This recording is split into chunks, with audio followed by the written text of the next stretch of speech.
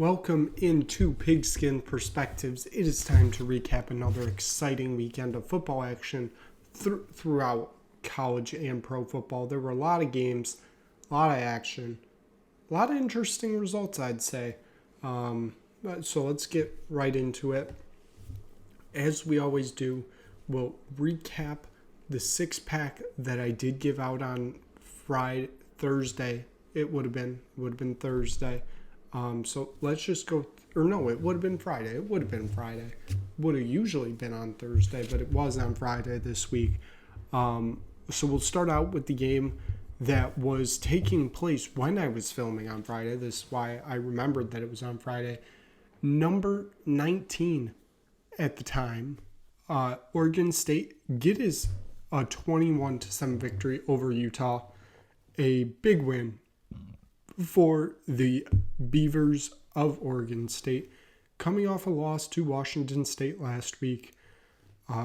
This was a bounce-back game for them at home on Friday night. A huge bounce-back game against a really good Utah team that obviously is still without Cam Rising. The question is, when is he going to play? I don't know if we're going to see him this year, to be honest. I really don't.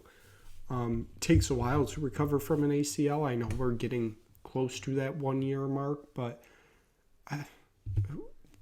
we might see him in November. That I don't think we're going to see him in October. But this Utah team is still very good without him.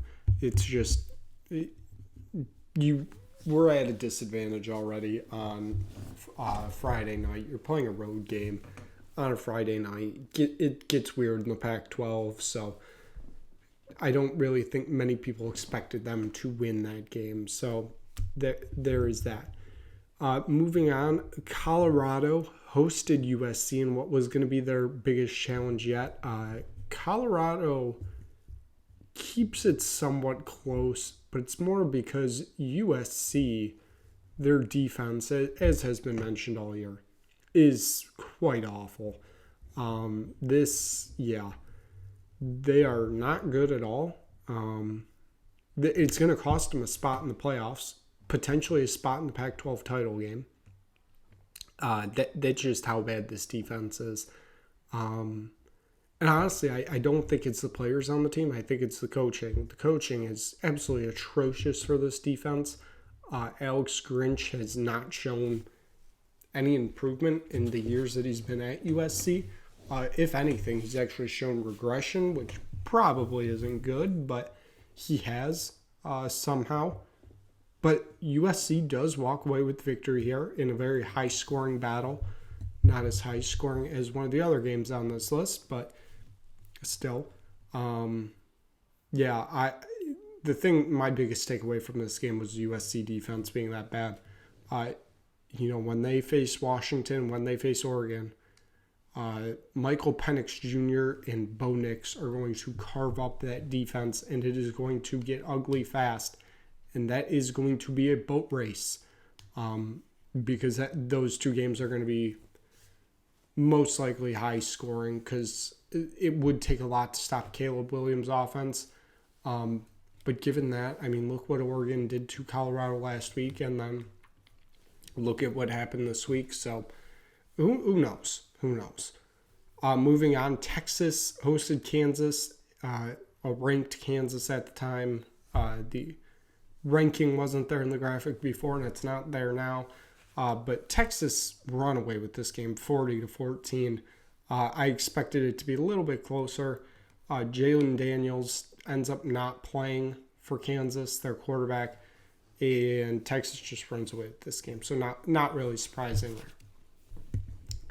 Georgia traveled down to the Plains to face off against Auburn in the Deep South's oldest rivalry. Georgia squeaks away with a 27-20 victory over Auburn off after a Brock Bowers just incredible performance from him. Clearly the best tight end in the game right now. Something does not feel right with this Georgia team. It just doesn't feel like the same Georgia team that we've seen this past 2 years, which understandable that they've lost a lot of guys. But this just doesn't feel right. They're number one. They're going to stay at number one until they lose. Something just doesn't feel right here. I don't know who they could face possibly that would end up with them losing. At this point, I'm not really sure. But something just doesn't feel right with Georgia, and I don't really know what it is yet. I mean, Carson Beck looks decent out there. He's not great, but he's not terrible. He's not costing you games. You still have Brock Bowers, obviously. The defense, yes, it's not what it was, but it still is. I mean, it's still there. But something just doesn't feel right with Georgia. Still trying to figure out what exactly it is. I'm sure we'll figure it out sooner rather than later. The just over of the century, Ole Miss defeat LSU at the Grove 55-49. No defense to be found in this game. Absolutely none. This was a shot out of a cannon game for both sides. And it was whoever's going to get the ball last, basically, is going to win this game. Because it's just going to go back and forth. And that's how it went most of this game. Even though LSU did end up with the ball in the final seconds and they lost. So that doesn't fit, that narrative. But still,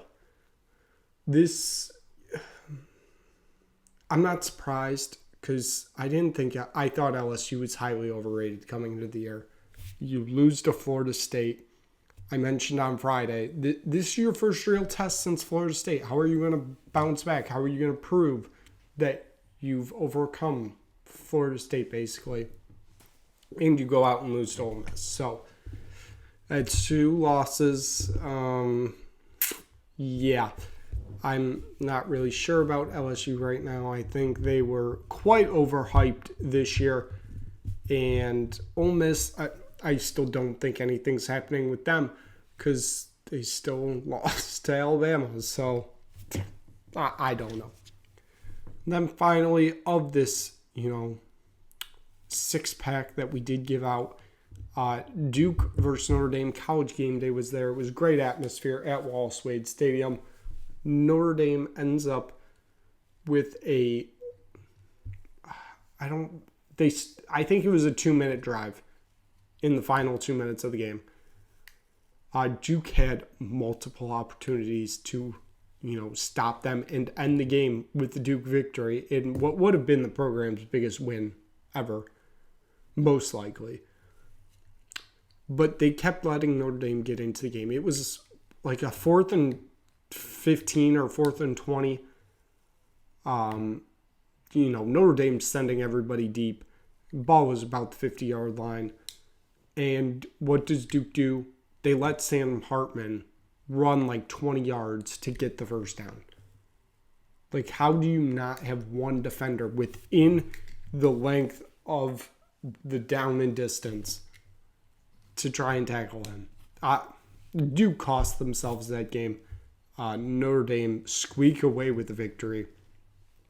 It could have been 2 weeks in a row where they would have lost, and it would have been the same as last year. They let Ohio State beat them 2 weeks in a row. Almost happened this year. They end up sneaking away with the victory. So given that we've looked at the 6-pack, it is, now, as we usually do, we then turn over to what our beautiful AP poll has told us for this week. So still at number 1, the top 7 are unchanged.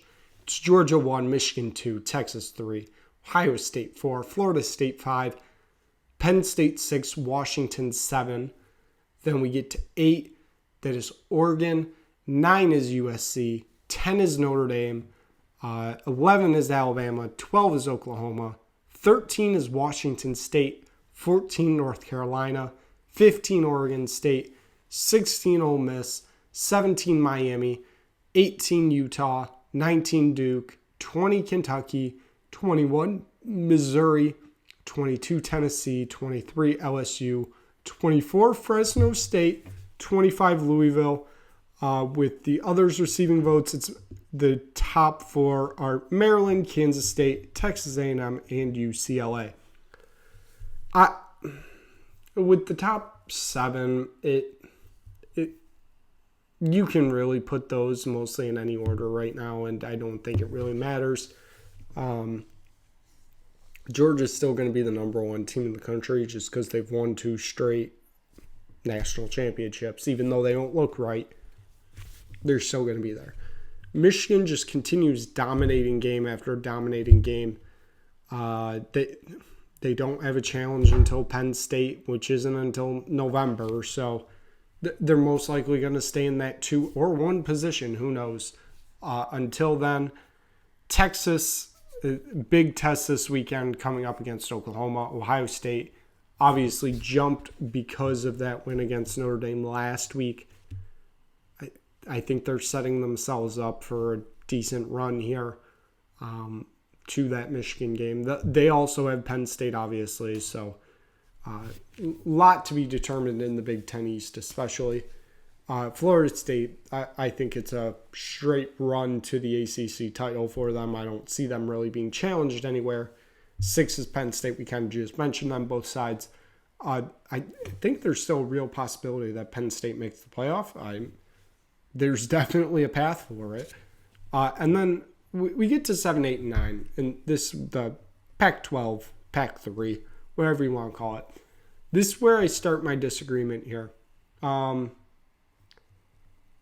I think USC is fine at 9 because I think their defense is going to cost them, and it should, which is why the point I'm getting at here is I think Oregon should be above Washington.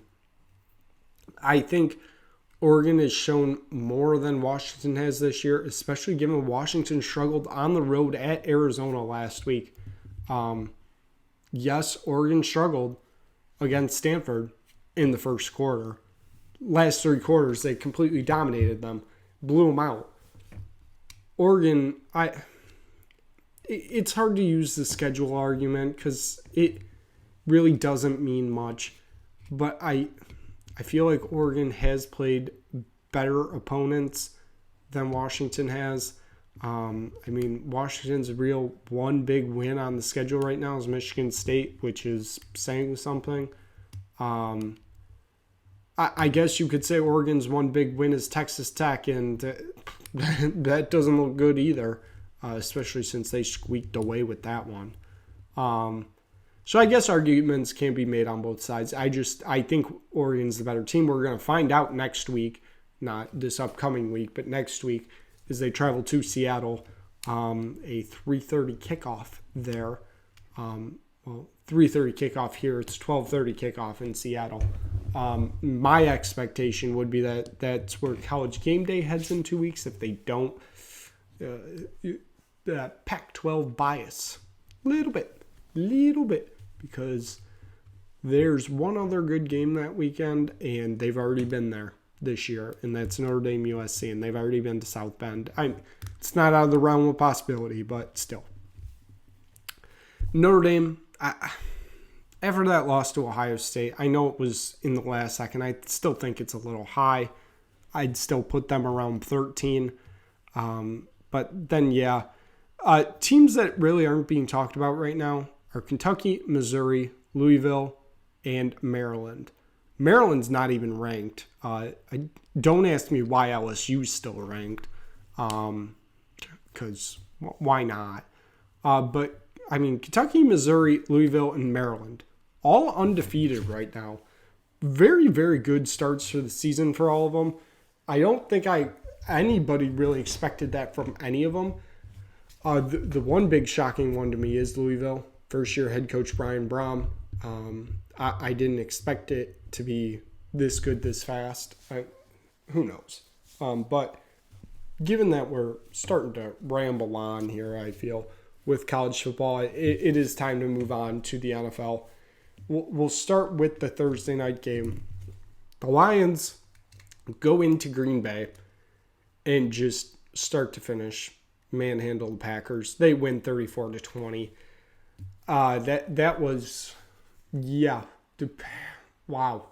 The Lions are on a 4-game winning streak against the Packers, I believe it is right now. 2 straight wins at Lambeau. In prime time, too. I don't know. There's still that voice in the back of my mind saying the Lions are going to choke. That they're just going to fall apart. It's got to happen. I don't know if that's coming.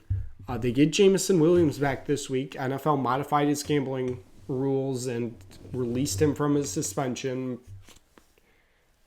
Okay. I don't know. I'm more worried about the Packers because they didn't look good at all on this game. I learned more about them not being good than the Lions being good in this game, if that makes sense. So, worried about that one. I don't know. This Lions team, they look good, but the question is, can they shed that like same old Lions moniker? Well, we'll see. Moving on to Wembley Stadium, London, the Falcons, they just implode against the Jaguars. Jaguars win 23-7. Desmond Ridder does not look good at all, and I hate to say that. I love Cincinnati Bearcat alumni. Well, most of them. One of them quite annoying me right now, but that's a different story for a different day. But yeah, the Jaguars kind of get that get-right game.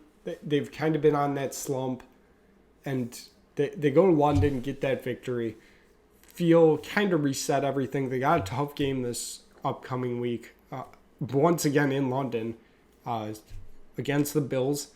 It's going to be interesting to see how that plays out because they've obviously stayed. This is the first time I believe they're doing back-to-back games in London for the Jaguars, not the NFL. The NFL's just done multiple back-to-back games in London. But it's going to be interesting. Especially, I don't know if it's going to play a huge factor, but the switching venues part of it, going from playing at Wembley, which is a grass field, this upcoming game against the Bills will be at Tottenham Hotspur Stadium. It's going to be on turf. I don't know if that's going to be a huge deal, but it's still something to watch for. And then, like I said, they've been there for a week and a half now, basically. I don't know when the Bills are arriving, but that body clock's got to reset quickly. So it will be interesting to watch there. The Ravens just absolutely dominate the Browns 28-3. Deshaun Watson sits out the game with a shoulder injury. Dorian Thompson-Robinson looks bad. It was his first game. I mean, Kevin Stefanski didn't help him either by, making the playbook as complex as possible, it seemed. So, I don't know. The Dolphins, coming off a 50-point victory against the Broncos, go into Buffalo. They lose by 28. They lose 48-20. Buffalo seems like they're back.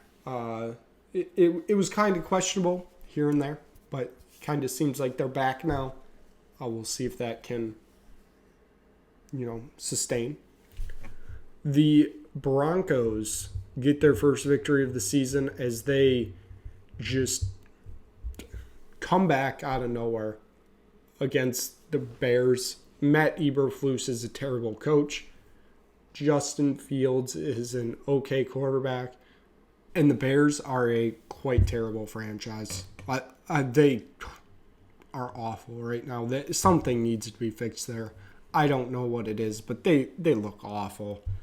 Offense, defense, special teams, coaching, front office, the whole Chase Claypool situation. That the Bears are in a dumpster fire right now. But who knows? They might end up with the first 2 picks of the draft next year, which they'll draft 2 players and absolutely ruin them. So who knows? The Steelers travel to Houston. They lose to the Texans 30-6. Bigger question coming out of this one is the Kenny Pickett injury. It seems like it's going to be a short-term injury. Playing with or without him, I don't think the Steelers team is going to be good. The Texans, though, starting to get a little sneaky. They're still in a complete rebuild. Getting sneaky a little bit. The Vikings get their first win of the season. They win 21-13 against the Panthers in Carolina. The Vikings tried to give this game away as many times as they could. Carolina just wouldn't let them. So Minnesota walks out with the victory in that one. They still don't look great. The LA Rams travel to Indianapolis to face off against the Colts. They walk away with a 29-23 overtime victory. Colts made a quite impressive comeback in the second half. Gets it to overtime. They don't win the coin toss. They didn't win the coin toss. The Rams go down the field. Punta Naku, I believe is his name, the wide receiver that's just absolutely dazzling everybody right now, gets his first touchdown in overtime, wins the game for the Rams. The Rams I still don't think are good, but I'm more worried about the Colts because I don't think Anthony Richardson showed much. He can make one elite play, and then the next two plays he's going to be an absolute disaster. He's taking one step forward and two steps back. You can't live like that as a quarterback in this league. You have to be one step forward 3 times and then maybe one step back and then 3 more one step forwards. You can't be doing one step forward, 2 steps back in the NFL. You just can't. The Tampa Bay Buccaneers travel to New Orleans. They faced off against the Saints. They come away with a 26-9 victory.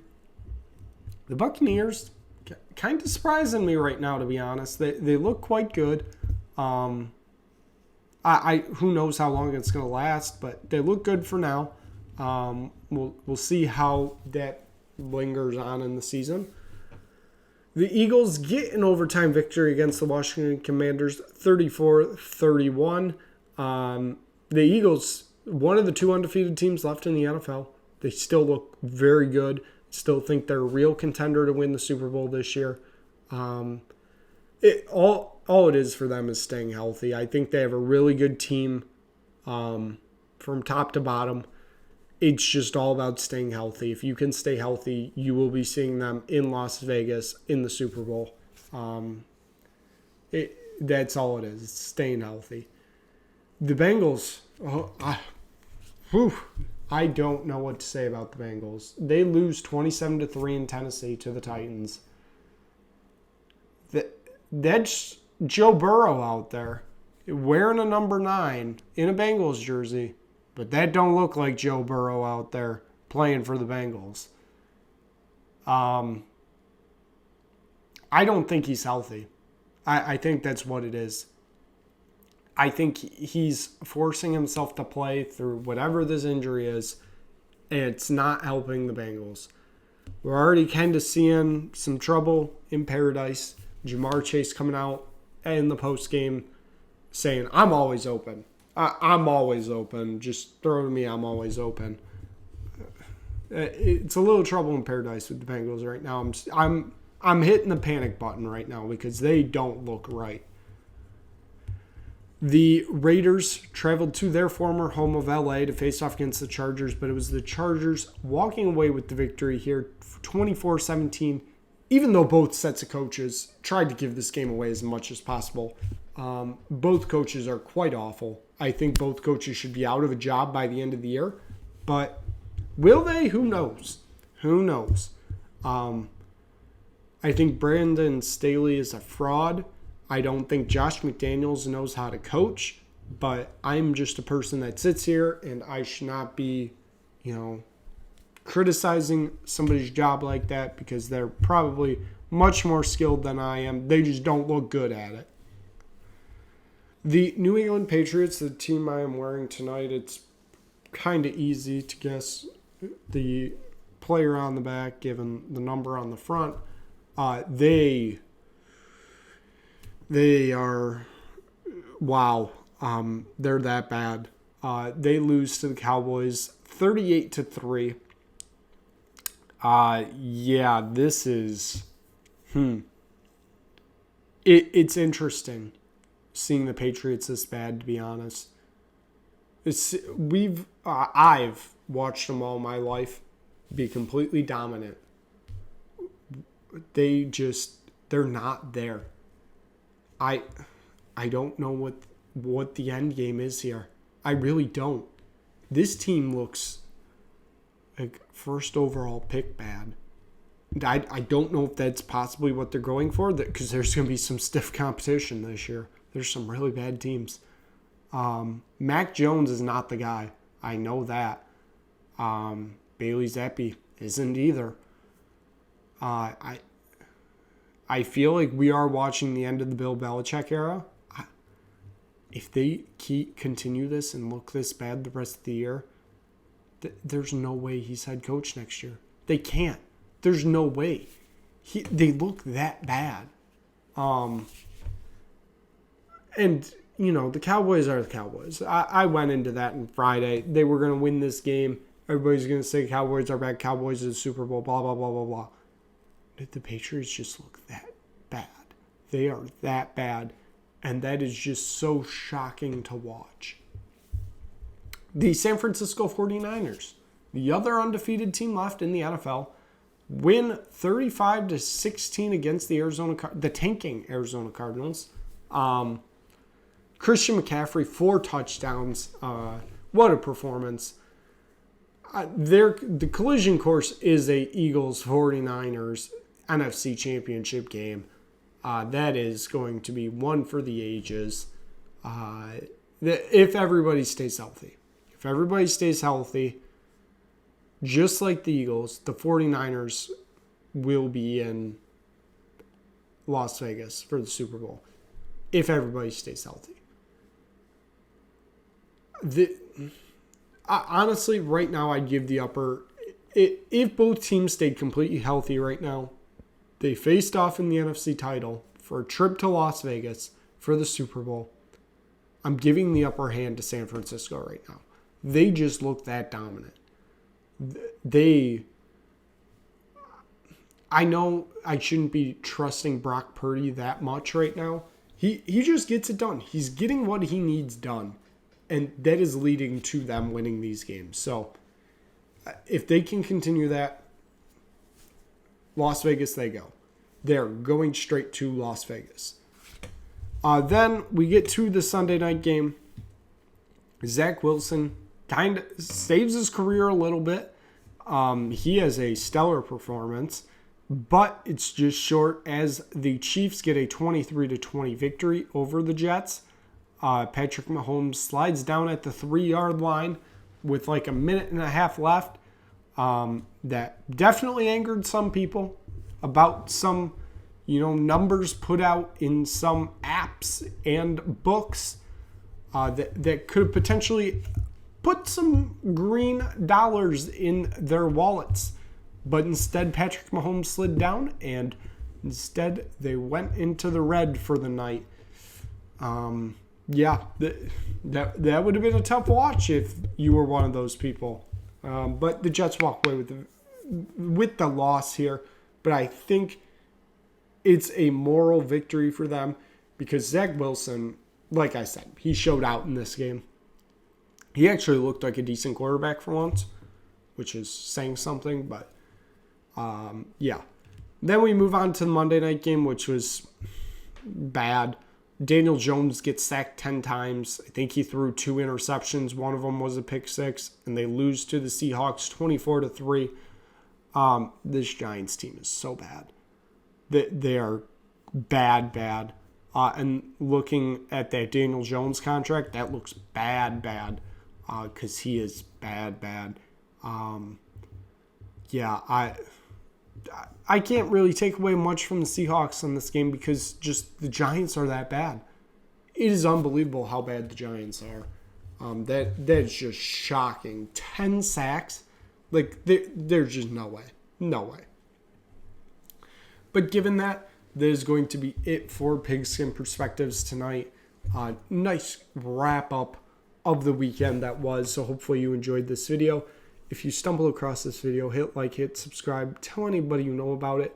We will be back on Thursday for a weekend preview of everything going on in the football world, and hopefully we will see you then.